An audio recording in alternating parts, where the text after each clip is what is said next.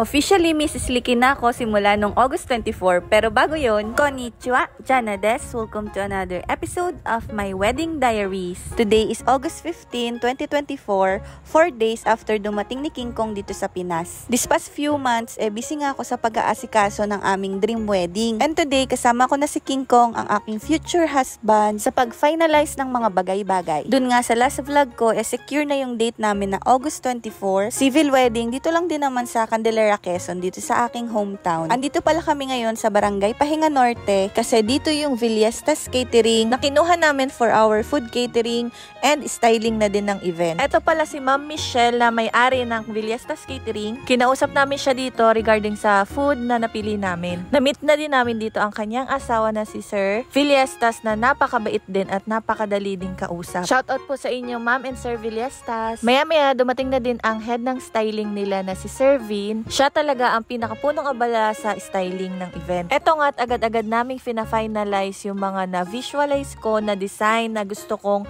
mangyari sa aming kasal. Since civil wedding nga lang muna ang kasal namin, gusto din namin intimate at yung mga taong makakadalo doon ay yung aming mga closest friends at closest family lamang. Meron din pala sila ditong mga tinda na mga merienda at ang nahingi ko pa ay lumpia. Hindi pala yung tinda. Buti binigyan ako. Char. Bale, dito sa place nila na ito, meron din pala silang events place sa second floor at if ever nakatulad namin na iba yung venue, pwede din naman silang mag-cater at sila na mismo ang pupunta. Actually, nakakaabot nga din sila sa iba't ibang lugar. Kailangan nyo lang talaga makipag-usap sa kanila at makipag-deal. Kung medyo tight yung budget nyo at gusto nyo naman talaga intimate ang setup, meron silang package na ganun. At andito din pala yung isang apo ni Ma'am Michelle na napaka-cute, mukhang Japanese. Binigyan pa nga ako ng icing candy ng bata na to. Nung nasabi ko na yung lahat ng mga concerns ko about sa styling at sa mga plano sa event at na-finalize na ang lahat, bago kami umuwi, bumili nga din kami ng merienda. Isang mahablang ka tsaka palabok. Tapos napansin pa ni King Kong ang tattoo ni Sir. Nagtanong pa siya kung sinong artist daw kasi gustong-gusto talaga nito ni King Kong magpa-tattoo sa braso. Pero sabi ko nga wag muna. Lalo't Japan pa naman ang kanyang pinupuntahang bansa. Alam nyo na. Nagpaalam na nga kami dito and see you po again, Villestas Catering sa aming kasal na. After nito, meron pa rin kaming kailangan i-finalize na mga papeles sa munisipyo. Napakadami talagang inaasikaso kapag ikakasal, civil man or church. Mas madami talaga kapag church. Dahil inabot na nga kami ng alas 12, lunchtime, hindi na muna kami dumiretso sa munisipyo. Dito na muna kami dumiretso sa paprintan. Kasi kailangan nga ng mga picture ng mga nininangin at nininungin. Ang sabi sa akin sa civil registrar, hanggang 6 na pares lang daw ng ninong ang ninang ang pwede. Ang problema, ang nasabihan ko, 7, naka-oo na lahat. 7 pares. So, ibig sabihin, yung isang pares, hindi siya makakapirma kasi hindi siya may isulat doon sa pirmahan. Ang tawag daw doon ay ninong sa bato. Pero ang advice sa amin, kapag daw ganong senaryo, yung ibang ginagawa nga daw ay nagagawa ng sariling papel, nagpapaprint, nilalagay doon lahat ng pangalan, at least makapirma pa rin ang lahat. Anyway, andito pala kami ulit sa Cafe 1878, sa Cafe Fundadores para mag-picture-picture. Char. Dito na kasi kami nag-lunch ni King Kong. May kape dito at saka may mga meal din. Dito lang dito sa bayan ng Candelaria, malapit sa simbahan. Ilang beses na ako nakapunta dito. Suking-suki na nga ako. Sana may free na din akong kape soon. Char. Dito na ako nag-lunch at si King Kong hindi na kumain. Bumili lang ng kape. Busog pa daw siya. Natikman ko na dito yung Shanghai meal nila, yung chicken katsu at ngayon naman ay yung pork katsu. At i-rate ko tong pork katsu nila na 8.5 out of 10. Tapos habang kumakain ako dito, biglang nawala si King Kong. Ang tagal bumalik. Yun pala, nandito sa mga merchandise nila, mga books na tinitinda, nagtatanong pala. Pinakita pa niya sa akin, parang maganda daw. Sabi ko lang, hindi ko naman nagbabasa ng book. Kala ko talaga joke-joke lang, pero pagbalik namin, binili niya pala talaga. Ang title ng book na napili niya is The Purpose Living Life. Ay, mali.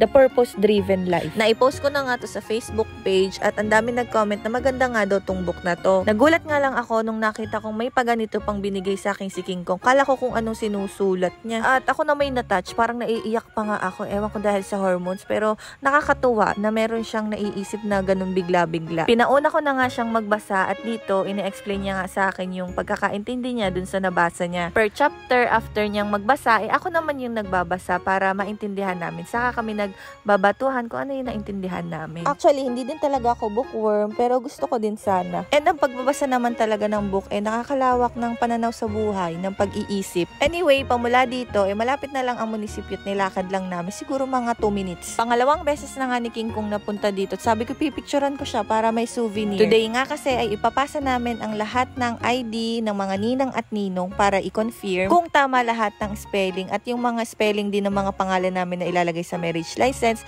lahat ng information kailangan i-check naming dalawa para sure. Mas okay na nga daw yung makailang balik kami dito, isang abala na lang. Kaysa naman nga magkamali, mapirmahan, mas mahirap palitan kapag tapos na. Shoutout din po pala kay Miss Hana na lagi nagpa-assist sa amin dito. Napakadami talagang asikasuhin, lalo't OFW. Dapat pagdating dito, asikaso na lahat para hindi sayang ang oras. Pag uwi naman namin ng bahay, since 9 days na nga lang ang natitira bago ang aming kasal at gender reveal, inasikaso na nga din namin tong gender cast your vote. Si King Kong nang pinagtapos ko kasi pagod na ako mag-asikaso ng mga bagay-bagay. Iba pa rin talaga kapag may partner kang katulong mag-asikaso sa lahat kaysa mag-isa kasi sobrang nakakapagod at nakaka-stress. Di ko na din siya masyado matulungan dito kasi kita nyo naman si Mingming masyadong pa-bebe, hindi nga makaalis dito sa legs ko. Dito pa talaga naiisipang matulog. Kala mo naman talaga sobrang bait, ang hilig nga makipaglaro. Pero nung humiga na ako at magpahinga, inigawan na siya ng pwesto ng kanyang daddy. Medyo madalas na nga ang sipa ni baby sa tiyan ko at dito nga kinakausap ni King Kong, nagpa-practice na talaga siya. Nung time na to ay mga 5 months mahigit na nga ako at nararamdaman ko na talaga siya. Hindi na din talaga mapigilin yung paglaki ng tiyan ko.